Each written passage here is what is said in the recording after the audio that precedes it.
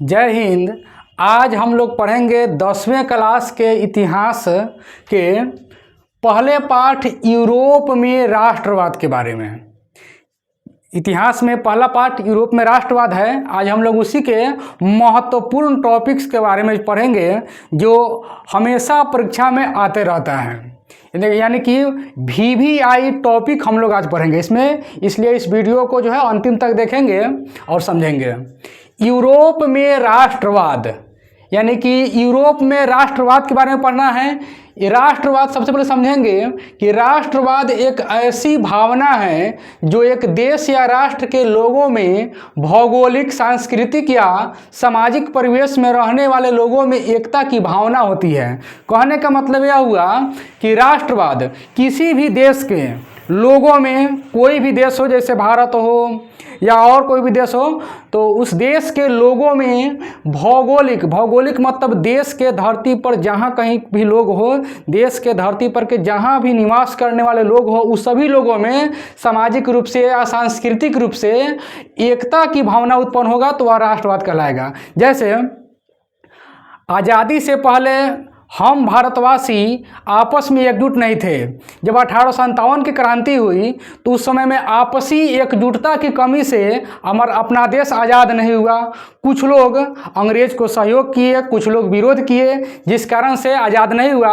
वही जब भारत के लोगों में राष्ट्रवाद की भावना उत्पन्न हुई, भावना जगी, जब भारत के लोग राष्ट्रवाद को अपना लिए तो वे सभी के सभी लोग एक हो गए, पूरे भारतवासी एक हो गए और अंग्रेज को यहाँ से भगा दिया गया। तो राष्ट्रवाद का मतलब कोई भी देश के लोग हो, वो अपने देश के लोगों में आपस में सब कोई एक साथ एकता बनेंगे, एकता बनाएंगे, मजबूती बनाएंगे, वह भावना उनको राष्ट्रवाद कहलाएगा। यानी टूट फूट नहीं होंगे, आपस में भेद नहीं करेंगे, ये भावना जो है सो राष्ट्रवाद कहलाता है। अब देखेंगे मेजनी के बारे में। जब यूरोप में राष्ट्रवाद हुआ तो वहाँ फ्रांस की क्रांति हुई, इटली का एकीकरण हुआ, जर्मनी का एकीकरण हुआ, तो उसमें कुछ लोगों ने वहाँ पर बहुत सा योगदान दिया। जैसे मेजनी साहित्यकार था, गणतांत्रिक विचारों का समर्थक था तथा योग्य सेनापति था। ये कभी कभी परीक्षा में पूछता है कि मेजनी क्या था। योग्य सेनापति था, ये गणतांत्रिक विचारों का समर्थक भी था और साहित्यकार भी था। इससे ज़्यादा जो क्वेश्चन पूछा जाता है कि मेजनी जो था इटली के एकीकरण का मसीहा था। ये कई बार पूछा जा चुका है कि इटली के एकीकरण का मसीहा किसे कहा जाता है, तो मेजनी को कहा जाता है। इन्होंने 1831 ईस्वी में यंग इटली की स्थापना किया और 1834 ईस्वी में यंग यूरोप की स्थापना किया था। ये भी क्वेश्चन पूछा जाता है कि यंग इटली या यंग यूरोप की स्थापना किसने किया, तो मेजनी ने किया। याद रखेंगे, यंग यूरोप और यंग इटली की स्थापना किसने किया, तो मेजनी ने किया। इसके साथ ही एक और भी क्वेश्चन पूछा जाता है कि कार्बोनरी संगठन से किसका संबंध था, तो मेजनी का। यह पूछा जाएगा कि मेजनी का संबंध कार्बोनरी संगठन से था या नहीं था, तो था।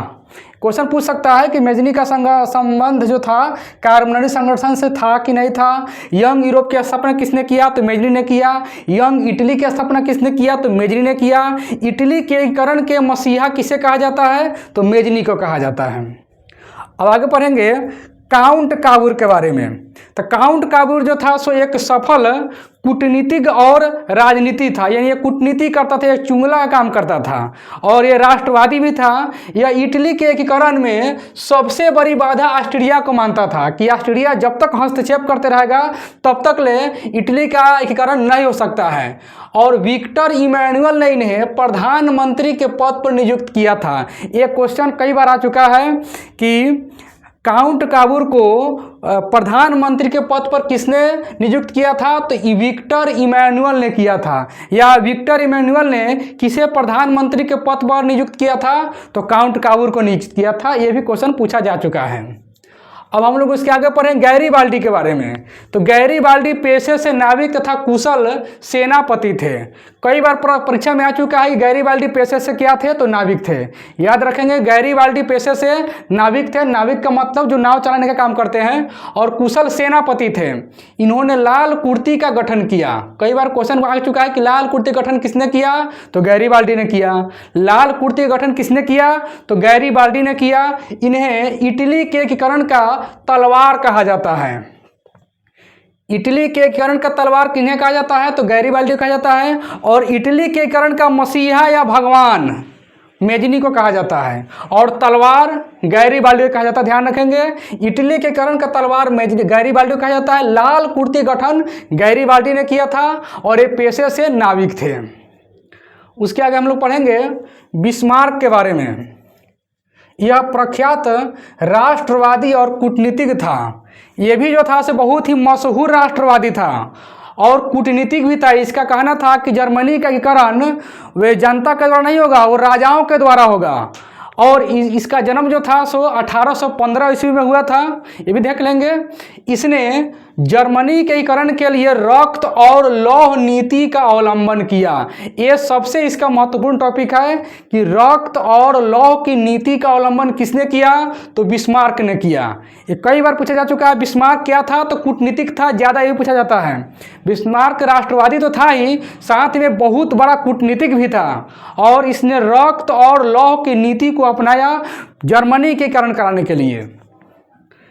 उसके बाद में जिस तरह से भारत की राजधानी नई दिल्ली है, उसी तरह से हंगरी की राजधानी बुडापेस्ट है। ये भी कई बार परीक्षा में आ चुका है कि हंगरी राजधानी कहाँ है? तो बुडापेस्ट है, बुडापेस्ट। तो आज के क्लास के लिए हम लोग इतना ही, फिर इसके आगे पढ़ेंगे।